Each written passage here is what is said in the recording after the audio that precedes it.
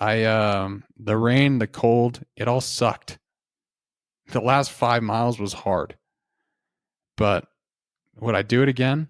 Hell yes, I would.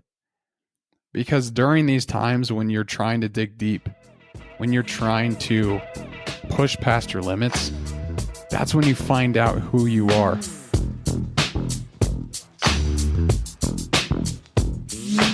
We are back, everybody, and I'm very excited about this episode. I probably say that about every episode, but this one is a recap of the Mesa Marathon that I just ran with Team Tim on Saturday, February 10th, 2024.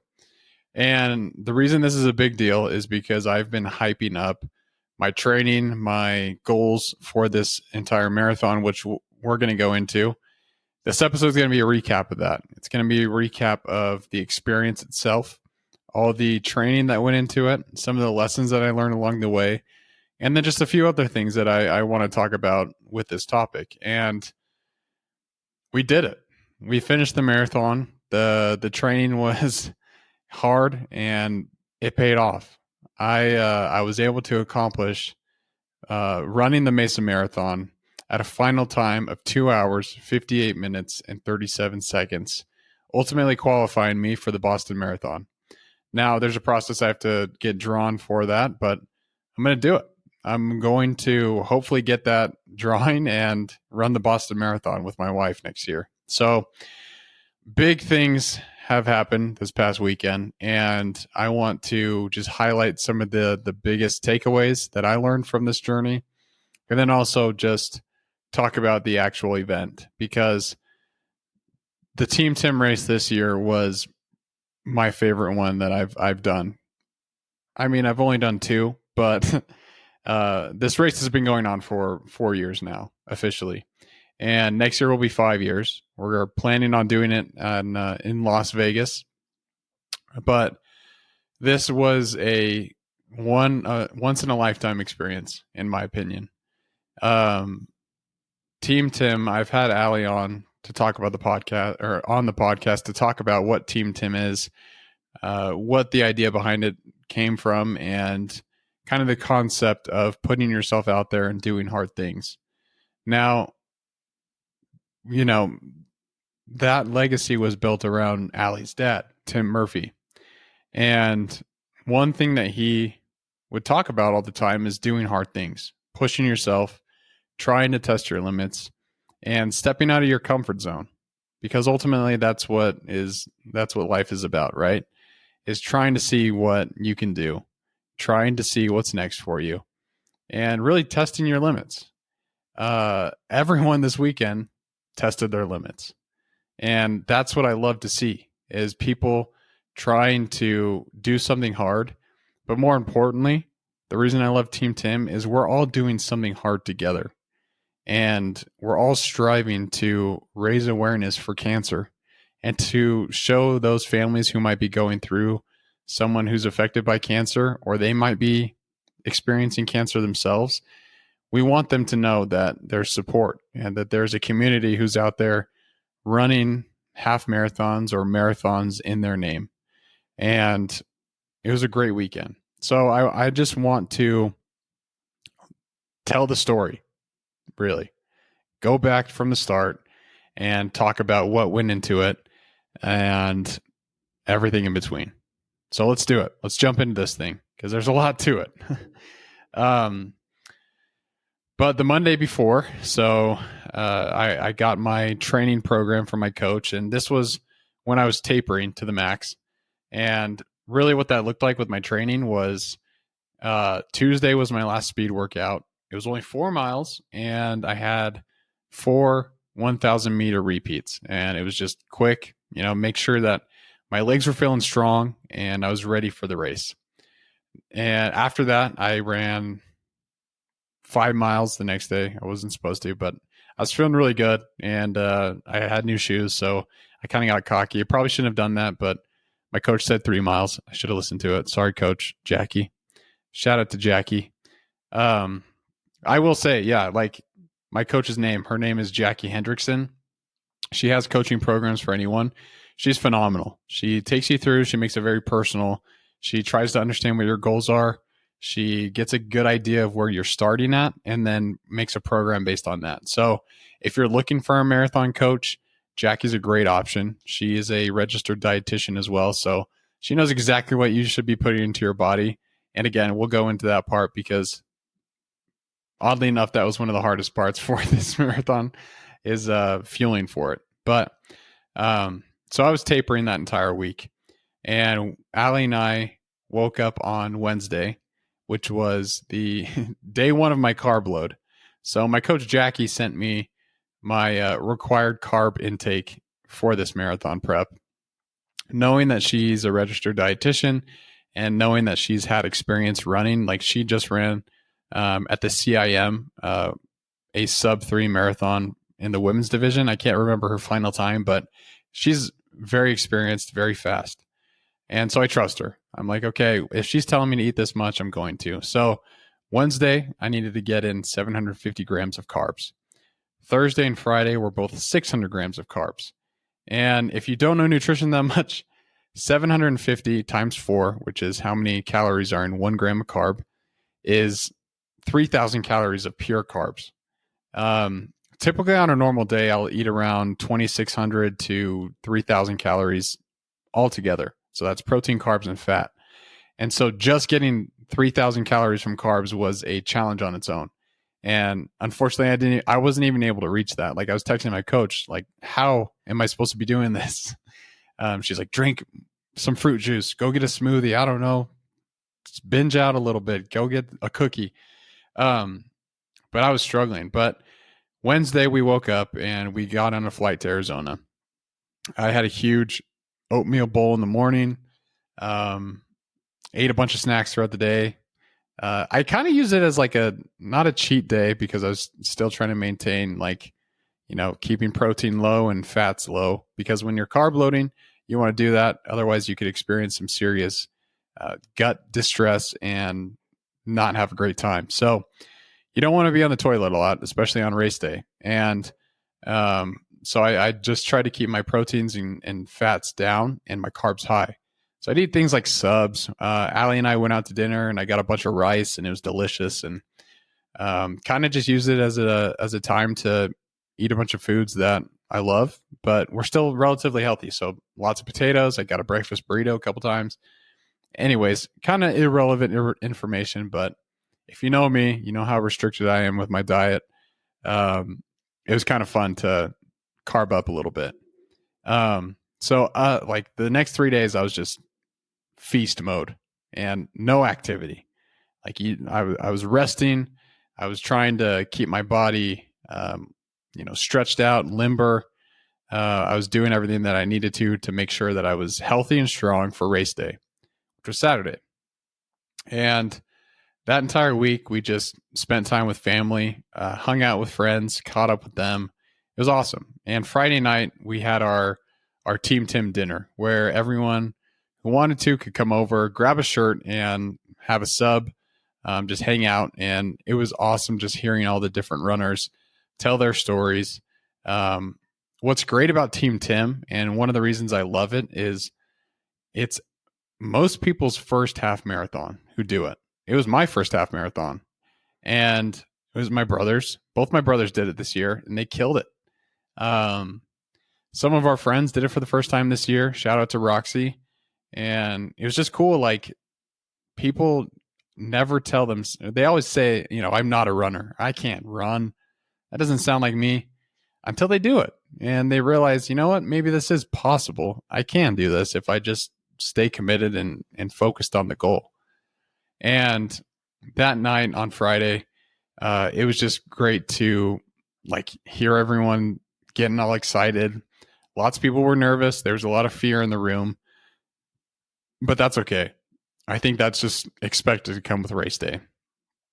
So eventually, the night tapered off. We wrapped things up. Allie and I went to bed pretty quickly, and we wanted to get some rest before the big day, because we needed to wake up at 3:30 so we could go board our buses at 4:30 in the morning. Nice. Great Shout out to any marathon racer who knows exactly how painful that is. It's the worst. Like, because then you have to go wait at the starting line for about 2 hours and until the race actually starts. And then boom, the gun goes off and you take off and the rest is history, right? Anyway, so I probably slept 45 minutes that night. I was both nervous and experiencing some of the most painful stomach issues I've ever had in my entire life. Not to get too detailed, but those carbs came through me quick. And I woke up at 1 a.m. and I was like, this is horrible. So I went to the bathroom and then I was like, I'm just going to be awake. Like it's 1:30 in the morning. Why don't I just stay up till 3:30? And I realized I was dumb and I went and laid back down with Allie. Anyways, we got up at 3:30. We got dressed. We grabbed all our gear. So grabbing all my goo gels and using Body Glide, which is a lifesaver. If you don't know what that is and you're a runner, you need to get some Body Glide. It'll change your life. Promise. Just makes things so you don't chafe. We went to the kitchen, grabbed some bananas, hit those bad boys down, ate a couple granola bars. And then Allie and I went to jump in the car and head to the race start. It was actually a lot of fun. We were blasting I'm Just Ken. You guys know how big of a fan I am of Ken. And we were singing it. I sang every single word because I was ready to go. That's one actually a big differentiator from this race that I've learned from other races that I've done in the past is I was focused on being positive and trying to remain positive, because if you focus on the negative, like nothing, that's not going to do you any good besides create anxiety and create fear and potentially help you or potentially not allow you to reach your goal because you're focused on what could happen or what could go wrong. And that's not the best way to go about a race. Like you should go in there with confidence. You should go in there knowing like, okay, I did prep as much as I could. I've trained for this. I'm fueled enough. My body's rested. I'm ready. And so at that point, it's a mental game. And so a lesson I learned is, okay, well, do you either want to be negative and focus on the negative or try and be positive and have a better race? So that's what I tried to do. And it was much needed in this race because we were looking at the weather all week and it was saying that Saturday was going to rain only when we were running. And it did. That's exactly what happened. It started off when we got to the race line. It was just kind of sprinkling. It wasn't too bad. But again, like it goes back to the mental preparation that goes into it. So quick insight on that. This is a big tip that I learned going into this race is I prepared mentally weeks in advance of all the worst case scenarios that could happen. And I got pretty insane with this. So for example, I would go to bed at night saying, okay, it's going to rain. I know it's going to rain and that's fine. It's not going to stop me. Here's how I'm going to respond to it. And I would go through different scenarios in my head. You know, maybe the next night I would sit down and be like, okay, I know I'm going to get tired in the middle of a race. What am I going to do to respond to that? And I would create these almost automated responses in my head. So when those problems did arise on race day, I was ready to tackle them. And I was not scared of what the worst case scenario was because I was prepared for it in my head. And it's almost as important as the physical training that goes into preparing for a marathon is you have to be mentally in the game as well. When I ran my first marathon in June of 2023, I was not physically or mentally ready for that race. I didn't know how to prepare. I didn't know what I was getting in for. I went in with a lot of ignorance, and ignorance is bliss to some regard, because if I would have known the pain and suffering I would have felt with the lack of preparation I had, I probably wouldn't have wanted to do it. But I did it, and it was a great experience afterwards. But the mental training is almost as important as the physical training, because there are going to be times, no matter who you are during your race, where something is going to come up. And that could be as little as, oh man, I'm getting a blister on my heel, or dang it, I'm all out of goos. I hope I can remain energized. or holy cow, there's another hill coming up. Man, I got to tackle it. But if you sit down, and it doesn't have to be when you're going to sleep at night. I know I'm a little like psycho, but if you sit down and think about all the different scenarios that could happen and you come up with a solution before you do something, that's going to take you way further than if all of a sudden you don't have that and you're not ready for it, right? So what I'm trying to tell you is you need to prepare mentally for these things. You need to get in the mindset that nothing will stop you and that no matter what happens, you're ready for it. Because if you've put in the training, if you've done the work, then you should be confident. You should have full confidence in yourself that you can do whatever you're trying to accomplish. In this case, it's a marathon, which is one of the hardest physical things that anyone ever does, right? I looked up some stats on this. So out of the entire population of the world, 1% of people decide to go and do marathons. Out of those 1%, only 2.8% are able to achieve a sub 3. And that's what I was shooting for. So roughly that's about 2.2 million people in the entire world who are able to accomplish the goal that I wanted to do. And so that's a lot of intimidation on my behalf. But that's why I was so adamant about prepping for every single possible scenario that could go wrong in my head beforehand.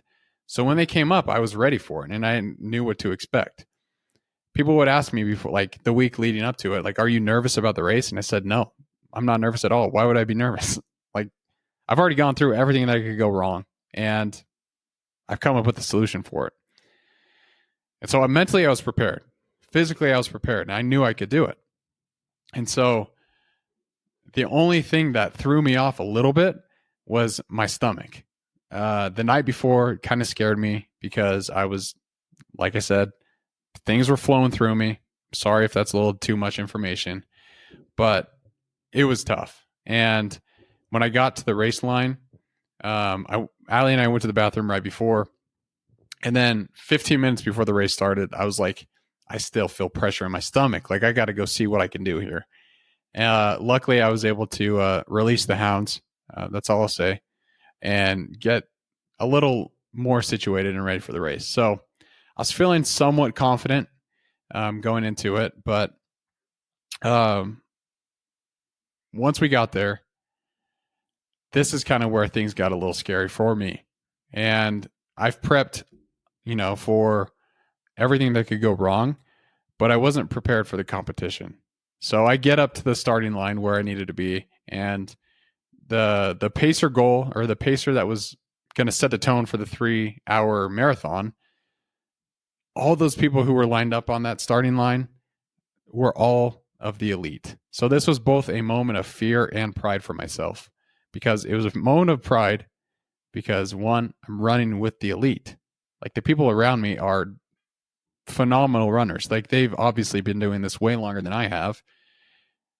And so it was prideful in that sense, but it was fear because these people have been doing it way longer than I have, and they're the elite runners. And so I'm going up with them, like me, Brett. I'm just a normal guy. That's the kind of story I was telling myself. And I wasn't ready for that. That was something I didn't think I needed to prepare for mentally. It was like, oh yeah, these guys are going to put some fear in you. And so that was something that kind of threw me off too, is I was like, you know what? These guys are the elite. These men and women who are up at this part of the starting line, I know that they can accomplish great things. Why can't I? If they've done it before, I can do the same thing. And then that's when the flip or the switch changed in my head. And I was just like, hey, whatever comes my way, I'll be able to accomplish it. I can do this.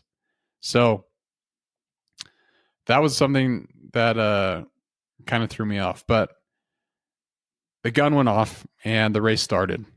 And it was raining very lightly in the beginning. It's beautiful, actually. So we're running in the middle of the desert. There's like cactus. It's still really, really dark outside. So for the first mile, 2 miles, it was like pitch black still. Once we finally got into like mile 3 and 4, the sun started coming up, and we were cruising. My shins though were screaming at me because usually up into this point, my workouts, I would progressively get faster and faster. But this was like right from the get go. I needed to keep a 650 pace if I was going to reach that sub 3 marathon. And they were just screaming at me until about mile 6. Then the pain started to ease up a little bit. And I realized, like, okay, no, I can do this. I get buried with this pain for another 20 miles. It's not that bad. But here's where I think another flip, like, or another switch in my head changed. What is the phrase? Flipped a switch? There you go. Another switch in my brain flipped. Sure. And I was running in the middle of the desert. We were coming over a hill, and I was looking over the valley that I grew up in. The sun's coming up. I could see all these like mountains. It looked like we were coming out of a canyon, and the sun was rising. I could see just this beautiful sunrise coming. And I was like, that's why you do these kind of things. So you can experience all the different aspects of running in the outside, experiencing nature, and just living that part. So I reminded myself during this race to continue to fuel my body, because I knew that if I was going to cramp up or if I was going to feel a lack of energy, it was because I was not on top of my race nutrition. So when you're thinking about the strategy of a race, you have to think about your nutrition along with that. When are you going to take your goos? When are you going to eat your gel or eat your chews, whatever you want to do? You have to kind of plan it out. So when that time comes, you're just ready for it. Because otherwise you're like, oh, maybe I can go another mile without taking another one. Like I want to kind of spread them out a little bit. But no, you actually have to be very disciplined with your nutrition, because otherwise like you'll forget about it. And so I told myself at the start, I took one. Mile 4, I took one. Mile 9, I took one. Mile 13, I did. And then mile 17, I took my last one. Along the way, I was fueling up with electrolytes. I made sure to top that off. But that was something like I knew I would have to fight. I've always been so weird about food. And I've always been weird about like what comes into my body, and very disciplined in that aspect. Like I always want to make sure I'm putting the right stuff in my body. So this was something I needed to force myself to do. And it might sound weird, like, but I have a weird relationship with food. And I don't really care if anyone knows that. But I had to let that part of myself go if I wanted to reach this goal. And so the point of me telling that piece of this story is sometimes you're going to have goals that you're going to have to sacrifice some things for. And in this case, it was, I had to sacrifice, it might sound weird, but sacrifice some of my calories for the race nutrition. Like during the race, I needed to be careful about what I was consuming and make sure that it was fueling my body so I could perform as well as I needed to. And when you go through challenges or you have certain goals, you will find things that you're going to have to sacrifice if you want to obtain or reach that certain goal. It might be scary, it might be hard, but I guarantee you that it will be worth it. That carb up was also super hard for me to do because it was out of my routine. It was not something I do on a normal basis, is eat that much food. And I was like thinking to myself, dang, I'm not exercising. I'm just going to get fat and pudgy. But that's not the case. That work, that's how you have to look at it, is the work actually helped me and helped me stay fueled the entire race. If I didn't eat as many carbs as I did, if I didn't eat as much food as I did, if I didn't stay on top of it, I can almost guarantee you I would not have enough energy to finish that race. Running a 2:58 marathon was hard. It's the hardest physical endeavor I've ever done, but I was able to do it because I prepared. Anyways, going back to the race. So, it was pretty good until mile 17. I didn't really have any issues. I was just kind of in the zone. But mile 17 is when things got tough. Mile 17 is when it started pouring rain, and like it was coming down. And on top of that, to put more salt in the wound, it was freezing. The temperature dropped significantly. And now at this point, it was me against the elements. And this is something I wasn't actually prepared for, because most of my training has been in Utah and it's been indoors because my lungs don't do well outside in the cold, and Utah's a pretty cold place. And so I had to do most of my training inside. So the outdoor elements is something I ready for in terms of training. But my fingers and my hands literally froze. Okay, not literally, but they got so cold that my hands were starting to tingle. I couldn't feel them. They were numb. And I run with my phone in my hand. Some people call me crazy, but I do it because I like it. But I run with my phone in my hand, and every mile I switch it. It's kind of my habit. So I kind of balance out my shoulders, right? I don't want one shoulder giant because I'm carrying my phone all the time. But I would try and switch my phone from my hand, and I'd have to pry it out of my other hand because it was so cold I couldn't move my fingers. That also made it hard to eat gels. And that's why at mile 17, that was my last gel, because I couldn't open up my fanny pack and get another one. I would try to and get pissed off and say some swear words and throw whatever I tried doing out the window. Anyways, it was tough. Running in the cold was really, really hard, and I could feel it in my lungs. And on top of that, every single step I took, my feet would just get filled with water, and I was turning into a sloshy mess. Luckily, I don't know how this happened, but I had 0 blisters from that. The water, though, just destroyed my feet. They were frozen, and it hurt, like physically hurt my toes to take every single step. My toes would just, it felt like an electric shock going through my feet. And I was too close to give up at this point. Mile 21 is when things started getting pretty tough physically. I had to really dig deep and find that energy. And I think that's probably because I was not fueled at this point of the race that well. I probably could have used another goo gel to help propel me across the finish line when that time came. But I just kept going. I kept my head down, kept working, and just tried my best. So I eventually got to mile 24, and I looked behind me, and the 3-hour pacer was on my tail. He was getting close, and I wasn't about to let that happen, though. So at this point, I gave it everything that I had in those last 2 miles. This is actually advice from my coach. She said I needed to be very patient and conservative with my energy until about mile 20, which is when I just needed to let everything go and let the bull out of the cage. That's what I did. And that's the words that I heard in my head at mile 24. So again, shout out to Jackie. Thank you for those words. But as soon as I saw that pacer on my tail, I remembered her saying, you got nothing left to go. Like, you got nothing left to hold back. Give it everything you got. And I just went for it. And those last 2 miles were very painful. It was like freezing temperatures. My knees were yelling at me. My joints were in pain. But again, I wasn't going to let that stop me. I was too close.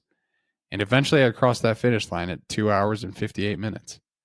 I was able to reach that goal.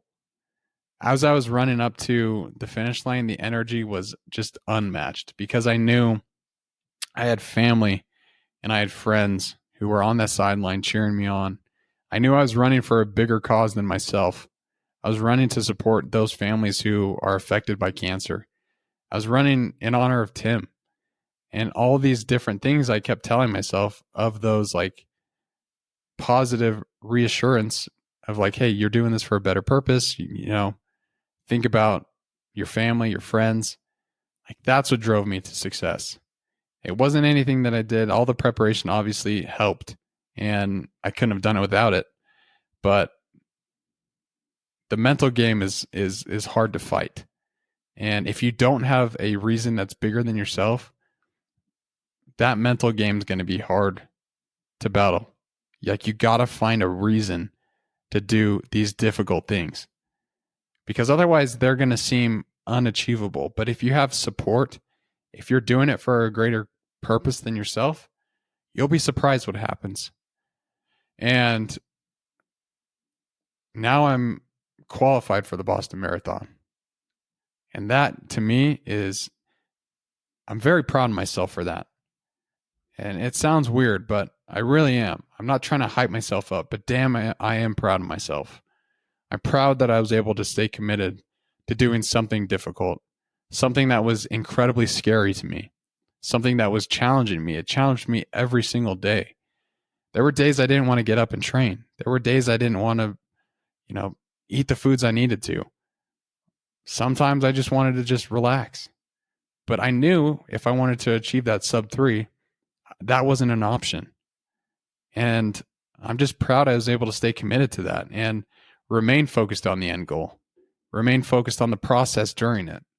I talked a lot in the last episode of the podcast about remaining focused on the process rather than the outcome. Because as you focus on the process, you're focusing on the day by day and how you can get better each day. And a lot of that went into this marathon prep. It went into this race. I had to tell myself, focus on the mile that you're in and not the next one. Because I found if I was looking to the next mile, trying to find that mile marker, then my focus would go away and I would start letting my brain loose, which would let it stray and go down different paths I didn't want it to. That's why I recorded that episode when I ran the St. George race with Allie about stop looking for the silver balloon. Like, you got to stop looking for those mile markers and just focus on what you're in. Because if you're not, and you don't remain focused on how you can be the best in the current mile you're in, you could reframe that to the current job that you're in, whatever it is. Like, that's going to be hard to maintain. And it's just, like I said, it was an amazing experience. The rain, the cold, it all sucked. The last 5 miles was hard. But would I do it again? Hell yes, I would. Because during these times when you're trying to dig deep, when you're trying to push past your limits, that's when you find out who you are. Because no one's coming to save you. No one was going to come to save me. Like, the only person who could have finished that marathon was me. I signed up. And there was some, there's some weight behind that. I didn't want to be someone who quit. I didn't want to be someone who tried to run a sub 3 and told myself, I gave it my best shot. At least I tried it. I wanted to do it. And I was able to because I prepared. And it was weeks, months of training. And I'm just very lucky for that experience. The best part of the whole day, though, was when I crossed the finish line. I hugged all my family. I was freezing out in the cold, but I didn't care because I was waiting for my wife to cross the finish line. She was running her first marathon. And to that same degree, she was right by my side every single training session, every single long run. She was with me. And I saw the work that she would put in on a daily, weekly, monthly basis. She remained dedicated and consistent, probably more than me sometimes. But she wanted to run a marathon. She wanted to run it in honor of her dad. And she did it. She killed it. She came in under 4 hours. I can't remember her final time, but I'm pretty sure it was like 3 hours and 50 minutes. And for her first marathon, my first marathon was 3 hours and 49 minutes. So shout out to Allie, freaking crushing me. But when I saw her running up to the finish line, I was cheering as hard as I could. I was so proud of that girl for what she was doing.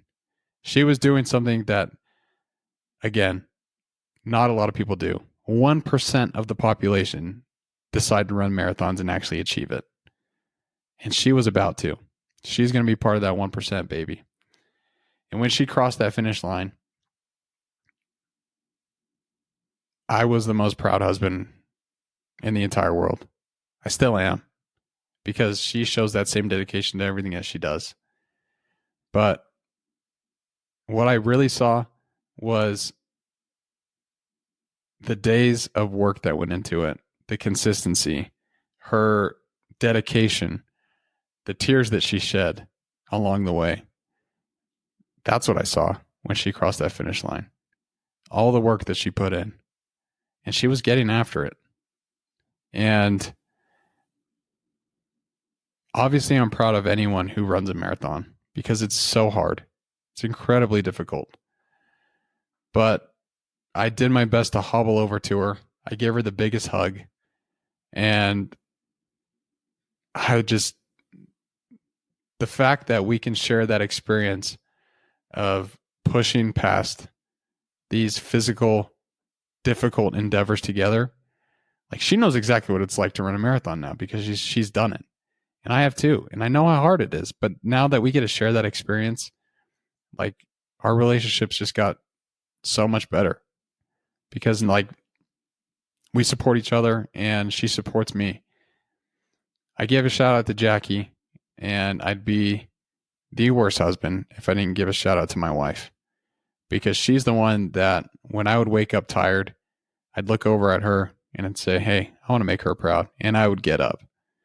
I would come home from work, beat up, and she would support me and say, hey, it's okay. But she was always there, no matter what. And when I wanted to take a day off, but I knew we both had training days, it made it so much easier to go train when she was right by my side. And I'm just so grateful for her and the support that she showed me.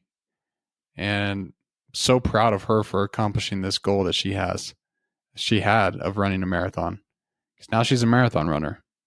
She's a beast. And we finally went home. We warmed up and just kind of took a nice day. We went out to dinner with our families and it was great. Just catching up with everyone, hearing their experiences. Like my brothers both shared how they felt during the marathon and it was awesome to hear. But I just, I'm lucky I get to have a body that allows me to run marathons. It allows me to push myself. And I'm very lucky that I had the opportunity to run for Team Tim. Because anyone who's affected by cancer, many of my family members have been, it sucks. It's an awful disease. But I hope that people know that there is support from others. And that's the goal of Team Tim. Tim set the standard of doing hard things. And now we want to continue honoring his legacy by reaching out to other families to show that same support. The message will never go away from Tim, but our reach will grow and ultimately help us gain more attention for the cause that we're hoping to support. And it grows every year. This year we had about 40 plus runners run for cancer. It was awesome to see. And there's something about a group coming together and getting after it for a bigger cause that leaves a mark on the world. And if there's anything that I can do, that's what I just want to make the world a better place. Running for cancer might not, or it might do that, but at least promoting the message is good. And that's really it. We did it. We ran the sub 3. Now it's time for me to shift my training for my first ultra marathon that's coming up in June in Monticello, Utah. But again, I'm so grateful for the experience that I had of running with phenomenal runners, running in the rain, learning these lessons, and just doing my best to remain positive. Because if anything, when adversity comes your way, the best thing that you can do is try and find the positive. I found that changes the story every single time. If you can remain positive, odds are things will turn out in your favor. Just be strong during those times and prepare for them mentally. Because if you do that, I guarantee you, when adverse times come up, you'll be able to be more prone to find the positive in things and be more confident that you can. Like I said, getting after it isn't just a phrase. It's a lifestyle and it's a way of life. Part of getting after it, I think, that I'm starting to understand is finding the positive in what you're getting after. because odds are the challenges you've set for yourself are hard. Odds are the challenges you set for yourself seem to be out of your reach. That might be the case if you're thinking negative, but reframe it to think positively. And I guarantee you, you will make strides than you never did before. And you will become the person that you never thought you could be. So try it. Be positive, remain dedicated to your goals, stay committed, and be aggressively working towards them. Don't let anything in your way. Because what I thought was impossible of achieving a sub 3, I was able to do it through preparation, consistency, discipline, and hard work, and support from people that love me, and for a greater cause. But that was it. It was a great experience. I loved running that race. It was such an amazing time with friends, family, and loved ones. And next episode, we're going to be talking about complaining, because that's a topic that I think came to my mind. Is complaining doesn't get you anywhere. It slows you down. So get ready for that episode. And if you ever have any topics you want me to cover, or have any questions for me, always send them my way. But until that point, everybody, keep getting after it.